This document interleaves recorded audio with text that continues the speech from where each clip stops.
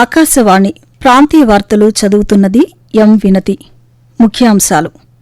ముఖ్యమంత్రి నారా చంద్రబాబు నాయుడు అధ్యక్షతన కొనసాగుతున్న రాష్ట పెట్టుబడుల ప్రోత్సాహక మండలి ఎస్ఐపిబి సమావేశం. స్వర్ణాంధ్ర స్వచ్ఛాంధ్ర లక్ష్యాల స్ఫూర్తితో పార్కులను అభివృద్ది చేస్తున్నామని తెలిపిన కేంద్ర మంత్రి కింజరాపు రామ్మోహన్ నాయుడు. విజయవాడలో ఆంధ్రప్రదేశ్ హస్తకళల మహోత్సవం 2026ను ప్రారంభించిన ఉప ముఖ్యమంత్రి కె పవన్ కళ్యాణ్. రాష్ట్రంలో వర్షాభావ పరిస్థితులను ఎదుర్కొనేందుకు అన్ని శాఖల సమన్వయంతో పనిచేయాలన్న హోంశాఖ మంత్రి వంగలపూడి అనిత. వార్తల్లోని వివరాలు. ముఖ్యమంత్రి నారా చంద్రబాబు నాయుడు ఈ రోజు పలు కీలక సమావేశాల్లో పాల్గొంటున్నారు. అమరావతిలోని రాష్ట సచివాలయంలో జరుగుతున్న ఈ సమావేశంలో తొలుత రాష్ట పెట్టుబడుల ప్రోత్సాహక మండలి ఎస్ఐపిబి సమావేశంలో ముఖ్యమంత్రి పాల్గొన్నారు. ఈ సమావేశంలో రాష్ట్రానికి కొత్తగా పెట్టుబడులు, పారిశ్రామిక ప్రాజెక్టుల ప్రతిపాదనలు, ఉపాధి కల్పనకు సంబంధించిన అంశాలపై అధికారులతో చర్చిస్తున్నారు.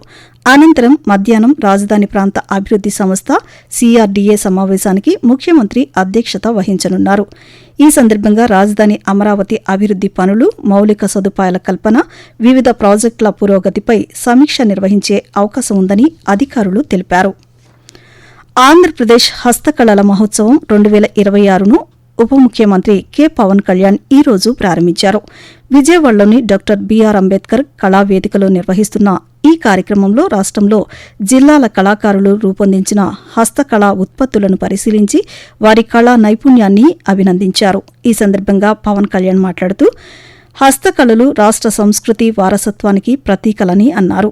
హస్తకళల ప్రోత్సాహం ద్వారా కళాకారుల జీవనోపాధి మెరుగుపడడంతో పాటు రాష్ట్ర ఆర్థికాభివృద్ధికి కూడా దోహదపడుతుందని ఉప ముఖ్యమంత్రి పేర్కొన్నారు.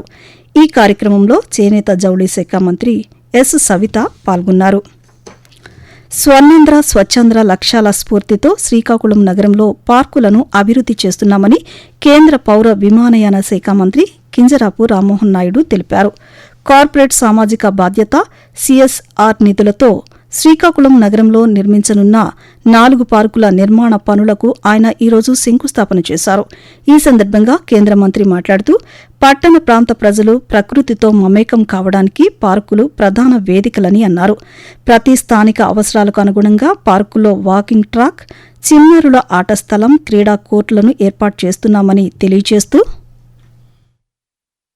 ఓనపాలెంలో పార్క్, ఇప్పుడు ప్రస్తుతం ఉన్న అబ్దుల్ కలాం పార్క్, ఆర్కే నగర్లో ఒకటి, అలాగే హట్కో కాలనీలో ఒకటి, ఈ 4 పార్కులు కలిపి ఎయిర్పోర్ట్ అథారిటీ ఆఫ్ ఇండియా నుంచి సిఎస్ఆర్ యాక్టివిటీ ద్వారా 2 కోట్ల రూపాయలు ఖర్చు పెట్టి ఈ 4 పార్కులను కూడా డెవలప్ చేస్తున్నాం. ముఖ్యంగా పెద్దలందరికీ కూడా వాకింగ్ ట్రాక్, పిల్లలుంటే వాళ్ళకి ప్లే ఏరియా, జిమ్ ఎక్విప్మెంట్, ఎక్కడికక్కడ పార్కుల్లో స్పోర్ట్స్ను కూడా ఎంకరేజ్ చేసే విధంగా ఇన్ఫ్రాస్ట్రక్చర్ కడుతున్నాం. వర్జీనియా పొగాకు రైతులకు సరైన ధరలు అందేలా చర్యలను మరింత వేగవంతం చేయాలని వ్యవసాయ శాఖ మంత్రి కింజరాపు అచ్చెన్నాయుడు అధికారులను ఆదేశించారు. పొగాకు కొనుగోళ్లపై రాష్ట్ర సచివాలయంలో సంబంధిత అధికారులతో మంత్రి ఈరోజు ఉన్నత స్థాయి సమీక్ష నిర్వహించారు. ఈ సందర్భంగా అచ్చెన్నాయుడు మాట్లాడుతూ ఈ నెల 9న కేంద్ర పొగాకు బోర్డు సంయుక్త కార్యదర్శి రాష్ట్రానికి రానున్న నేపథ్యంలో రైతులు, పొగాకు కొనుగోలు సంస్థల ప్రతినిధులతో సమావేశాలు నిర్వహించాలని సూచించారు. అధిక తిరస్కరణలు నమోదవుతున్న వేలం కేంద్రాలపై ప్రత్యేక దృష్టి సారించాలని ఆదేశించారు. ఆ కేంద్రాలను సందర్శించి పరిస్థితిని పరిశీలించాలన్నారు. వేలం ప్రక్రియలో పాల్గొనని సంస్థలపై చర్యలు తీసుకోవాలని మంత్రి అచ్చెన్నాయుడు ఆదేశించారు. దక్షిణ కొరియా పర్యటనలో భాగంగా 3వ రోజు ఐటీ శాఖ మంత్రి నారా లోకేష్ పలువురు ప్రముఖ పారిశ్రామిక సంస్థల ప్రతినిధులతో సమావేశమయ్యారు. సియోల్లో హుందాయ్ మొబిల్స్ సంస్థ ప్రతినిధులతో సమావేశమైన మంత్రి ఆంధ్రప్రదేశ్లో EV semi conductors hub, Tirupati లేదా అనంతపురం సమీపంలో ఈవీ కాంపోనెంట్స్, బ్యాటరీ సిస్టమ్స్ తయారీ కేంద్రం, విశాఖపట్నంలో పరిశోధన అభివృద్ది కేంద్రాన్ని ఏర్పాటు చేయాలని కోరారు. అలాగే ఐఐటి తిరుపతి భాగస్వామ్యంతో సామర్థ్య కేంద్రం ఏర్పాటు చేయాలని ప్రతిపాదించారు.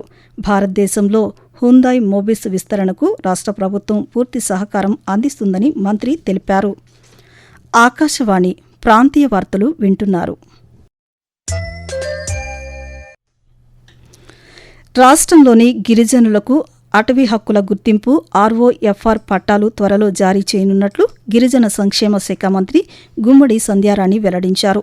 అమరావతిలోని రాష్ట్ర సచివాలయంలో అధికారులతో నిర్వహించిన సమీక్షా సమావేశంలో మంత్రి నిన్న మాట్లాడుతూ ROFR పట్టాల అర్హులను గుర్తించి తాజా పురోగతిపై నివేదికలు సమర్పించాలని ఆదేశించారు.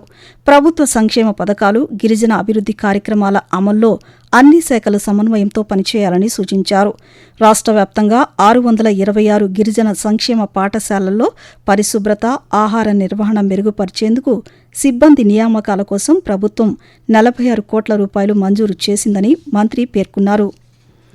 రాష్ట్రంలో నైరుతి రుతుపవనాలు, ఎల్ నినో ప్రభావంతో ఏర్పడిన వర్షపాత లోటు, పొడి వాతావరణ పరిస్థితిపై హోం విపత్తు నిర్వహణ శాఖ మంత్రి వంగలపూడి అనిత ఈరోజు ఉన్నత స్థాయి సమీక్ష నిర్వహించారు. గుంటూరు జిల్లా తాడేపల్లిలోని ఆంధ్రప్రదేశ్ రాష్ట్ర విపత్తు నిర్వహణ సంస్థ ప్రధాన కార్యాలయంలో జరిగిన ఈ సమావేశంలో వర్షాభావ పరిస్థితులు, వ్యవసాయంపై ప్రభావం, తాగునీటి లభ్యత, కరువు నివారణ చర్యలు, విపత్తు నిర్వహణ సన్నద్ధత వంటి అంశాలపై సమగ్ర సమీక్ష నిర్వహించారు. ఈ సందర్భంగా మంత్రి అనిత మాట్లాడుతూ రాష్ట్రంలో వర్షాభావ పరిస్థితులను ఎదుర్కొనేందుకు అన్ని శాఖలు సమన్వయంతో పనిచేయాలని అధికారులను ఆదేశించారు. పశ్చిమ గోదావరి జిల్లా పాలకొల్లు పట్టణంలో డంపింగ్ యార్డు సమస్యకు శాశ్వత పరిష్కారం చూపేందుకు చర్యలు చేపడుతున్నామని జల వనరుల శాఖ మంత్రి నిమ్మల రామానాయుడు తెలిపారు. పాలకొల్లులో కొనసాగుతున్న అభివృద్ధి పనుల పురోగతిపై వివిధ శాఖల అధికారులు, సంస్థలతో మంత్రి నిన్న సమీక్ష నిర్వహించారు. అనంతరం సూర్య తేజస్ నగర్లో డంపింగ్ యార్డును పరిశీలించారు.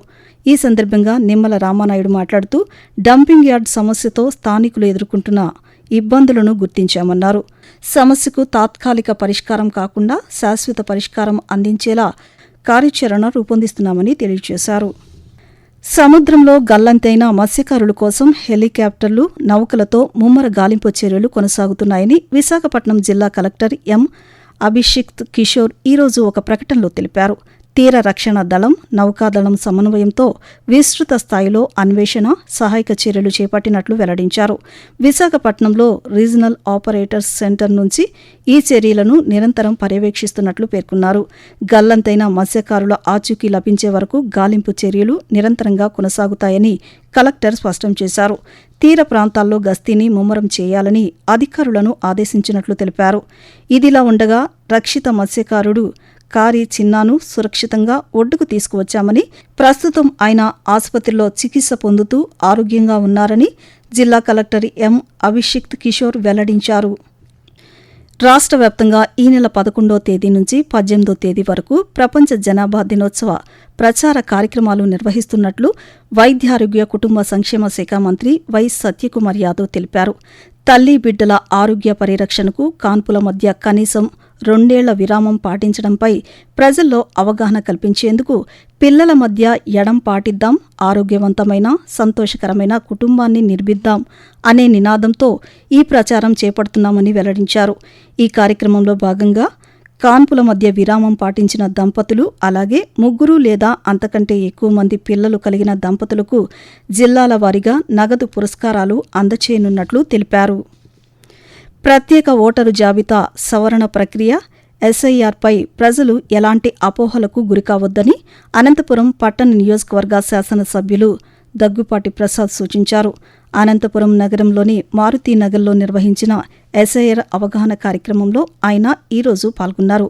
ఈ సందర్భంగా ఆయన మాట్లాడుతూ SIR ప్రక్రియ ద్వారా ఓటు హక్కు కోల్పోతామనే ఆందోళన అవసరం లేదన్నారు.